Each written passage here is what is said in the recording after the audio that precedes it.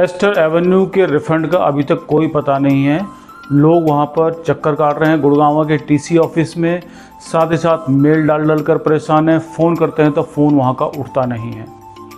मैंने एक मुहिम चलाई थी जिसमें मैंने एस्टर एवेन्यू के लगभग 800 से ज़्यादा लोगों को अपने साथ जोड़ लिया है, जो कि आपस में बातें करते हैं, चैटिंग करते हैं। मैंने एक व्हाट्सएप ग्रुप क्रिएट किया है जिसमें कि 800 से ज़्यादा लोग कनेक्ट हो चुके हैं।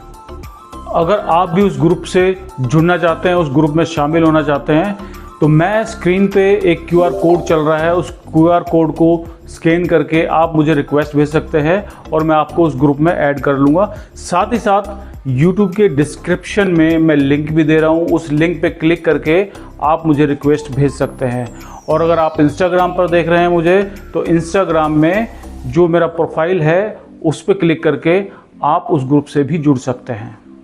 उसी ग्रुप में मैंने लोगों से कई तरह की वोटिंग करवाई। उन वोटिंग के बाद ये निर्णय लिया गया कि 25 मार्च 2025 को दोपहर लगभग 11:15 बजे के आसपास हम सभी लोग वहाँ पर TCP के ऑफिस शांतिपूर्वक रूप से इकट्ठा होंगे। लेकिन उसके लिए मुझे कम से कम 15 ऐसे वॉलेंटियर चाहिए थे जो कि वहाँ पे लोगों के बीच में रह के डेकोरम मेंटेन कर सकें और लोगों को शांत कर सकें।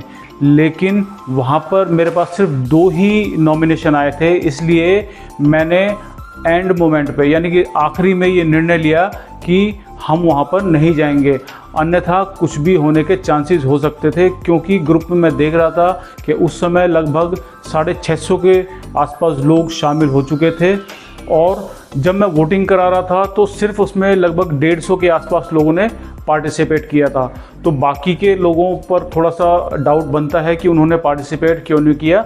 इसलिए अब वॉलेंटियर पूरा ना होने के कारण मैंने उस ड्राइव को कैंसिल कर दिया। उसके बाद मैंने एक बहुत ही अच्छा और एक बड़ा ड्राइव चला दिया है।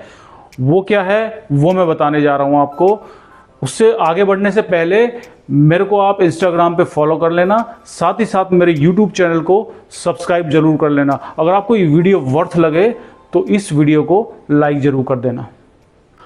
अब मैंने क्या किया है, हायर अथॉरिटीज़ को इस मैटर को एस्केलेट करने के लिए मैंने एक प्रॉपर एप्लीकेशन का ड्राफ्ट बनाया। उस ड्राफ्ट को मैं अभी स्क्रीन पर चला रहा हूँ। साथ ही साथ उस ड्राफ्ट के जो PDF है वो मैं उसका लिंक मैं अपनी गूगल ड्राइव का आपको डिस्क्रिप्शन में दे दूंगा। यूट्यूब के डिस्क्रिप्शन में आप जाकर उसको डाउनलोड कर लें और साथ ही साथ उस एप्लीकेशन का प्रिंट आउट लेकर आप TCP के ऑफिस जा सकते हैं और उनसे क्वेश्चन कर सकते हैं कि इस एप्लीकेशन के अगेंस्ट में क्या कार्रवाई की गई है। क्योंकि वो एप्लीकेशन मैंने जो मेरे पास ग्रुप में लगभग 800 लोग हैं उनका कंसेंट लेके उनके जो सजेशंस थे उनके अनुसार ही उस एप्लीकेशन को ड्राफ्ट किया है। अब मैं बता देता हूँ वो एप्लीकेशन मैंने कहाँ पे पोस्ट की है।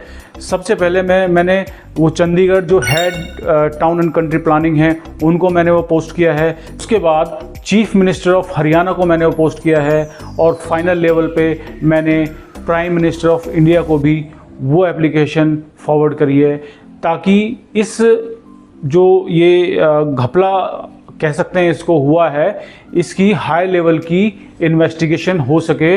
और आने वाले टाइम में अगर इन्वेस्टिगेशन में कुछ निकल कर आता है तो बेशक से मैनुअल ड्रॉ सिस्टम किया जाए, क्योंकि कंप्यूटराइज का कोई भरोसा नहीं है।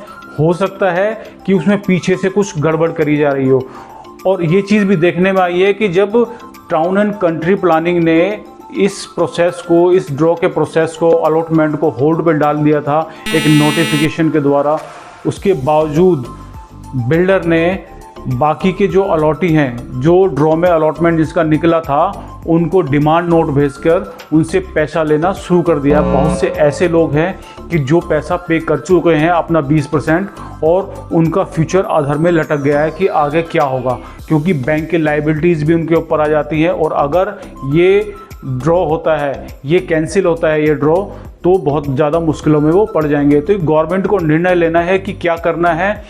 और ये जो बिल्डर ने सबके पास डिमांड नोट भेजा है, ये किस बेसिस पर भेजा है और किस बेसिस पर पैसा ले रहा है, जब टाउन एंड कंट्री प्लानिंग ने ऑलरेडी नोटिस निकालकर सबको बता दिया था, डिपार्टमेंट्स को, पब्लिक को बता दिया था कि ये अभी ड्रॉ होल्ड पर डाला जा रहा है। जब होल्ड पे डाल दिया है तो आगे प्रोसेस ही नहीं होना चाहिए।